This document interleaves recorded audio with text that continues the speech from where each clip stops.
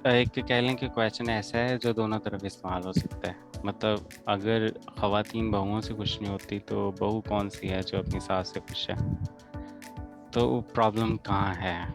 Problem है relation building में। जितना ज़ोर हम हस्बैंड वाइफ के रिलेशन को बनाने में लगा रहे हैं इस वक्त, हम इस बैठक के थ्रू भी, उसी तरह वो रिलेशंस भी ज़रूरी होते हैं। मिसाल के तौर पे जब एक कपल बनता है, अगर हम जॉइंट फैमिली सिस्टम को देखें, तो एक कपल दिन के अगर 10 घंटे साथ रहता है ना, तो वो लड़की जो होती है वो अपने ससुराल में ऑलमोस्ट 24 घंटे रहती है। तो अगर कपल का रिलेशन ज़रूरी है तो वो फैमिली का रिलेशन भी ज़रूरी है। तो यहाँ पे सोचने वाली बात ये है कि जो लड़की अपने घर में अपनी माँ का थप्पड़ बर्दाश्त कर सकती है, वो लड़की ससुराल में सास की बात बर्दाश्त क्यों नहीं कर सकती?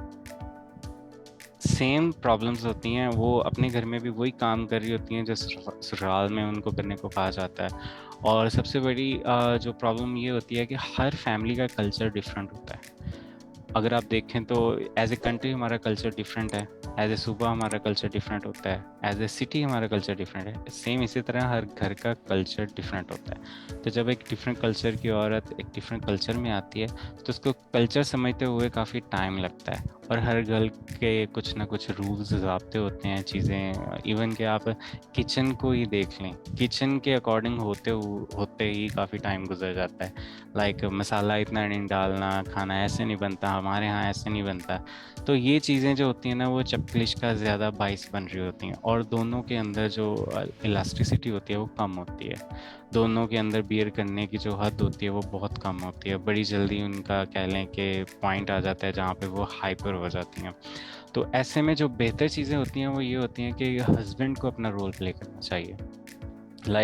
वक्तन फ़वक्तन अपने पार्टनर को बताता रहे कि उसके घर वालों की नेचर कैसी है, वो उनको कैसे डील करे, वो कैसे उनका दिल जीत सकती है, ठीक है, ये चीज़ें उनकी बताए। सेम इसी तरह अपने घर वालों को भी गाइड करे कि मेरी जो वाइफ है उसकी नेचर ऐसी है, अगर इनसे आप प्यार से बात करोगे तो ये आपके ज़्यादा हेल्पफुल आपके लिए रहेगी।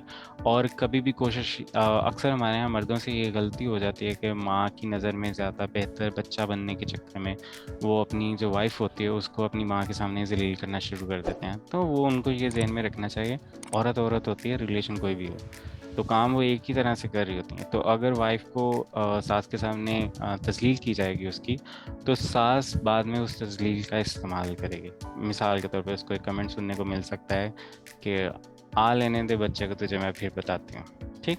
तो मतलब इस तरह से उनको तैश दिलाया जाता है। फिर यही दोनों के अंदर जंग चल रही होती है, वाइफ के अंदर भी और माँ के अंदर भी, कि कौन बच्चे को अपनी तरफ खींच सकता है। तो ये हस्बैंड का यहाँ पे बहुत इंपॉर्टेंट रोल होता है कि उन दोनों के दरमियान एक कनेक्शन बने और उनको एक अच्छा रिलेशन डेवलप करने की कोशिश करें। लड़कियों के लिए टिप ये है कि उनको जो सास होती है वो अक्सर एजिड खातून होती हैं, उनका जो लाइफ एक्सपीरियंस होता है वो आपसे ज़्यादा होता है, एक्सपोजर ज़्यादा होता है।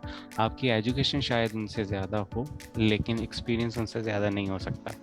और जो चीज़ें हम किताबों में पढ़ते हैं वो हमारी रियल लाइफ में तो दफ्तरों में इस्तेमाल नहीं होती, तो घरों में कैसे इस्तेमाल होंगी। तो घर के हिसाब से देखें क्या चीज़ें आपके लिए काबिल इस्तेमाल हैं, उन्हीं चीज़ों को अपनाएं। और अगर आप उनका दिल जीतने में कामयाब हो जाएंगे तो आपके लिए आसानी है।